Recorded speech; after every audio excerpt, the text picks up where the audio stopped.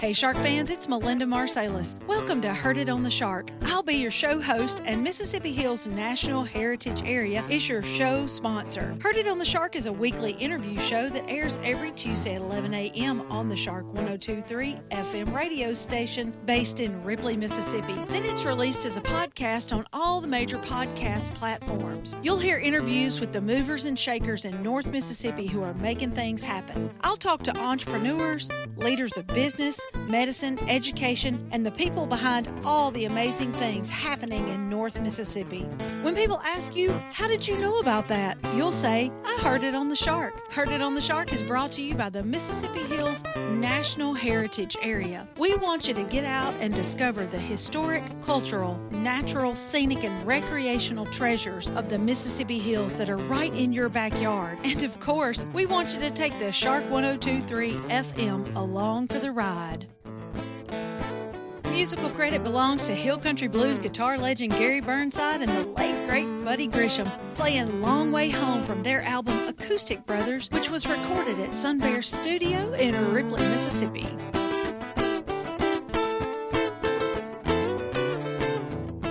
This program was recorded at Sun Bear Studio in Ripley, Mississippi. Hey Shark fans, it's Melinda with another episode of Heard It on the Shark. And today in Sun Bear Studio, I have my friend Clark Richey from Baldwin. Now, Clark Richey has come over just last month to talk about the June Bugs show that happened in Tupelo, and he's come several times to talk about different projects that he's involved in. One of those projects is a movie, Mysterious Circumstance, The Death of Meriwether Lewis. Now, we talked to Clark before anything had ever been done with that show, like before a camera had ever rolled on any scene in that movie. And now it comes full circle because we're so proud of Clark. He has been nominated for 2 Emmys for that movie, and we asked him to come back to the studio to talk about those Emmy nominations. So, Clark, first of all, thanks for coming over and congratulations. Thank you, Melinda. It's always great to be here with you. Yes, you are correct. Sun Bear Studios was involved in this movie before it ever was even a movie. It was just an idea, and we talked about it, and I remember that very well. It's so funny because, you know, one of the reasons that I like working with you, Clark, is you can make it up out of thin air and make it happen. And I think that that's a lot of fun to work with because it's sort of like building the airplane while you're flying through the air, but you know that the person's got plenty of duct tape. It's going to work out. I think this is a good idea, and it's probably going to work out. It's going to work out. That's my motto for life. Probably going to work out. And it did. It worked out so well. It really did. The movie was great. I went to the New Albany premiere, and there was a huge crowd there, and it was very well received. And it's just gotten a lot of notice for Mississippi. It's got a lot of notice for this part of the state. And so I'm really proud that you've won this, but I want you to explain exactly what you've been nominated for. Okay, now I haven't won yet. Oh, yeah, I'm sorry. Right, nominated. I've just been nominated, but I've been nominated. Our movie was broadcast on Mississippi Public Broadcasting in February and in November of 2023, and it was also broadcast on PBS in New Orleans in November of 2023. And so we were submitted as long-form content, which is a movie or a long documentary or anything over about, I think the criteria is about 30 minutes, if it's more than 30 minutes. And so we were submitted for consideration. And lo and behold, a few weeks ago on Sunday morning, I woke up to learn that I was nominated as the writer and director. And so 2 categories we were nominated.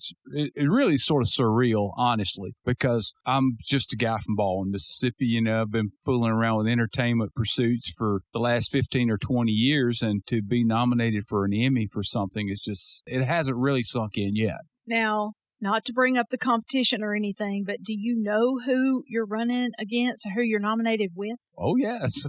I definitely know who else is nominated in the categories. There's only 2 nominated for a writer in long-form content, and one is a writer from Atlanta. I can't call the name right now, but I know there's only 2 of us nominated as a writer of long-form content for the Emmy. So you'd think, well, 50-50 maybe, you know. And in direction, there are 4 nominees, and there's another Mississippi nominee, James Parker of Mississippi State Television Productions, is involved in that one. So I'm sure I am greatly pleased to have been nominated no matter what happens. But, you know, certainly it'd be nice to win.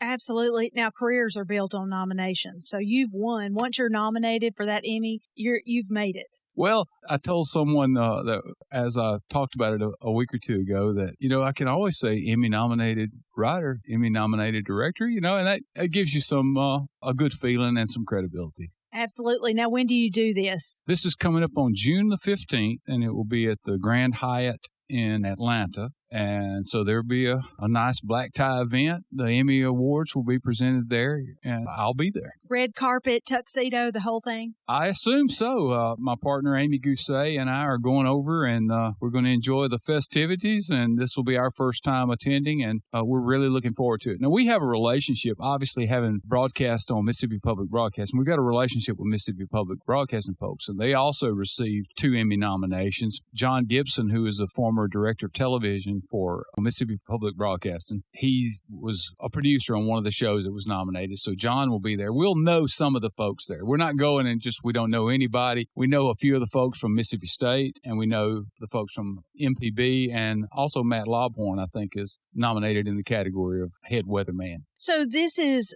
the Southeast Emmy Awards. So what you think of is the Southeast, that little collection of states in the southeast corner of the United States. Right. Our region does not include Florida, but our region includes Mississippi, Alabama, Georgia, South Carolina, and part of North Carolina. That's the region we're competing in. That is so exciting. I'm so proud of you. I'm so proud that you're going to go over there and represent us so well. I hope you win. Both. I do too.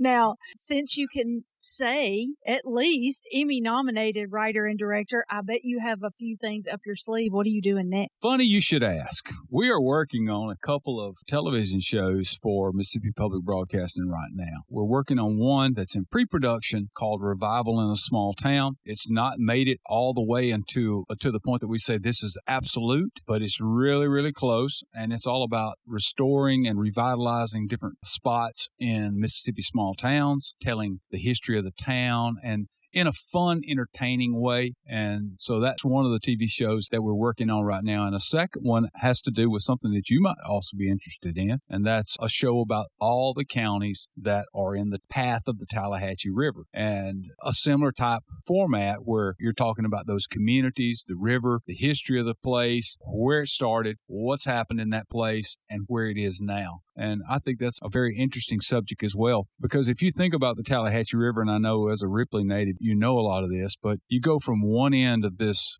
river with the stories of Colonel Faulkner, William Faulkner's grandfather, all the way to the south end where you have the murder of Emmett Till. You also have Bobby Gentry writing Ode to Billy Joe. You have Robert Johnson supposedly selling his soul to the devil to become the father of the blues, and everything in between, from John Grisham and William Faulkner and Hernando de Soto crossing the Tallahatchie at New Albany. And it's just so much history that's packed into those counties that it's really a great subject for a TV series. And so we're attacking it. I love the way you've combined all of the things you love. You love history, you love theater, and you love engineering, and all of those go together into making a movie. I just think that's a great thing to do, to combine your passions like that.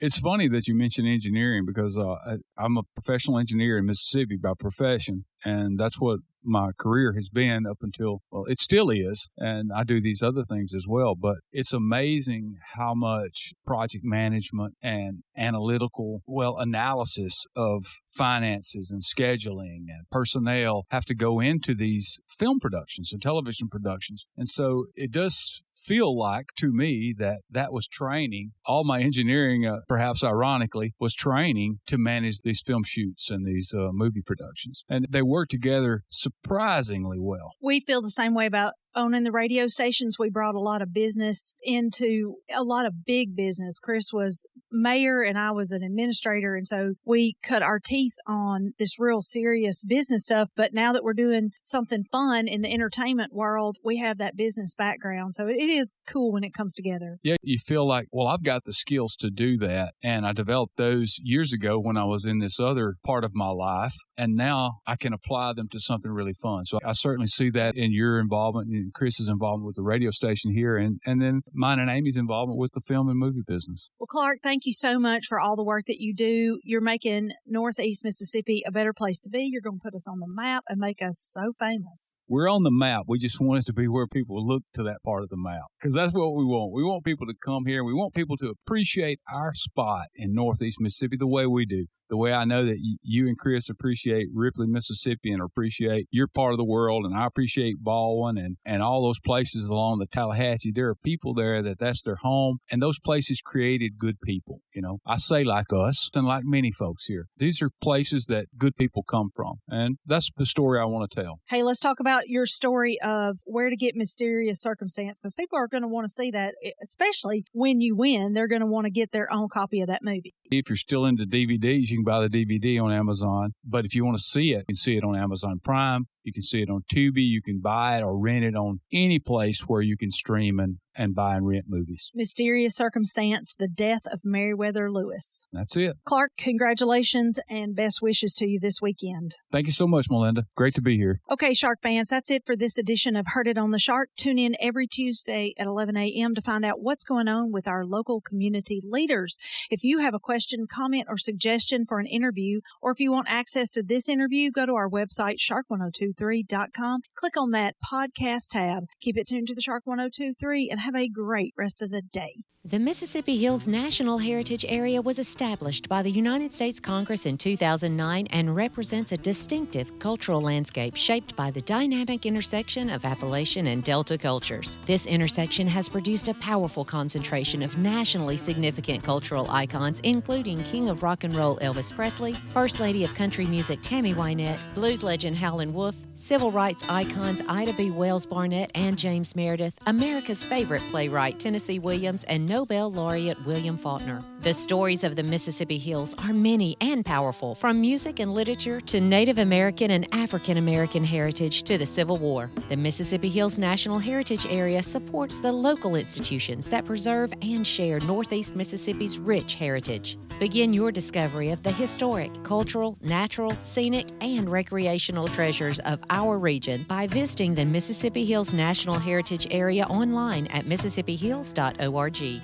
This show is made possible by JC Media, LLC in Ripley, Mississippi. JC Media owns the Shark 102.3 Classic Rock FM radio station where the show is hosted, and Sun Bear Recording Studio where the interviews are recorded. We need your feedback and support. If you listen to the podcast on a player like iTunes, Google Podcasts, or Amazon Music, please subscribe to the show and leave us a review. We also have an email in which you can share your feedback. That email is theshark1023@gmail.com. Subscribe to our podcast on your favorite app or stream episodes online at shark1023.com/podcasts. Today's episode was produced by Melinda Marsalis. It was edited by Rick Williams and engineered by Chris Marsalis. The podcast technician is Joyce Grady.